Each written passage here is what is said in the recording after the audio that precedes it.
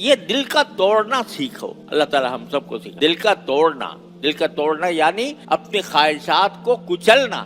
اللہ کے لیے سوچو, اللہ کے لیے کرو, تو یہ پھر یہ جلوہ گاہ بن جاتا ہے اللہ جل جلالہ. اللہ تبارک و تعالیٰ کا قرب حاصل ہوتا ہے, اللہ تعالیٰ کی کے تصور سے دل آباد رہتا ہے, اللہ کے ذکر سے آباد رہتا ہے, اللہ تبارک و تعالیٰ اس کے دل میں مقیم ہو جاتا ہے. یہ ہے سارا دین کا خلاصہ. صبر, اپنے نفس کو قابو میں رکھ. اب اللہ تبارک و تعالیٰ اس کے لیے ہم جیسے غافلوں متنبہ کرنے کے لیے کچھ ٹریننگ کورس اللہ نے رکھے ہوئے. رمضان آتا ہے مثلا تو وہ اس تربیت یہ دی جاتی ہے کہ اپنے نفس کو کچلو, خواہشات کو کے خلاف کام کرو, بھوک لگ رہی ہے مت کھاؤ, پیاس لگ رہی ہے مت پیو وغیرہ. تو ایک ٹریننگ کورس اللہ نے رمضان میں رکھ دیا. پھر وقتاً فوقتاً اللہ تبارک و تعالیٰ انسان کی تربیت کے لیے کچھ زمانے مقرر فرما دیتے ہیں کہ ان زبانوں کو ذرا اپنی دنیاوی مصروفیات سے ہٹ کر ان زبانوں کو میرے لیے استعمال کرو.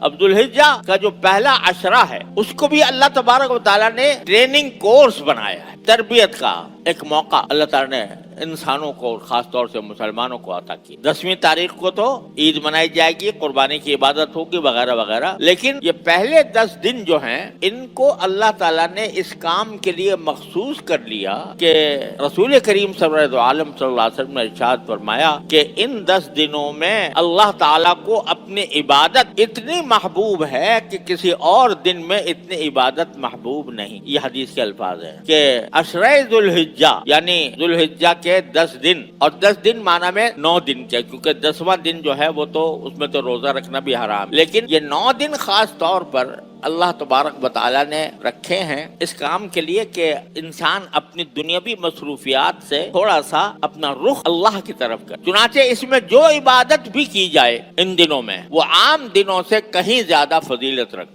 مثلا روزہ کسی دن بھی آپ رکھ سکتے ہیں, اور اس روزے کا ثواب بتایا گیا ہے کہ روزہ الصوم لی وانا اجزی بہ, روزہ میرے لیے ہے اور میں ہی اس کی جزا دوں گا, اس کا ثواب دوں گا. کوئی اس کی حد و نہایت بھی بیان نہیں فرمائی کتنا ثواب دوں گا. عام دنوں میں بھی روزہ رکھنا بڑا ثواب ہے, لیکن ان دنوں میں یہ 9 دن جو آ رہے ہیں یکم ذوالحجہ سے 9 ذوالحجہ تک, ان دنوں میں روزے رکھنے کی خاص فضیلت ہے اور اس کا اجر و ثواب عام دنوں میں روزہ رکھنے سے زیادہ ہے. روزہ بھی اور کوئی بھی عبادت, نفلی نمازیں, قرآن کریم کی تلاوت, ذکر اور تسبیح, درود شریف, استغفار, دعائیں, یہ ساری عبادات اللہ تبارک و تعالیٰ کو محبوب ہیں اس عشرے کے اندر خاص طور پر. اور جس وقت جس عبادت کی توفیق ہو جائے اس کو غنیمت سمجھنا چاہیے. یہ کیوں؟ جیسا میں نے عرض کیا کہ ہم جیسے عام دنوں میں اپنے دنیاوی مشاغل میں مصروف رہتے ہیں تو بعض اوقات اللہ تبارک و تعالیٰ کے ذکر سے غفلت ہونے لگتی. تو یہ دن آ رہے ہیں, ان میں زیادہ سے زیادہ اللہ تعالیٰ کی طرف رجوع کا اہتمام کیا جائے. اور اس میں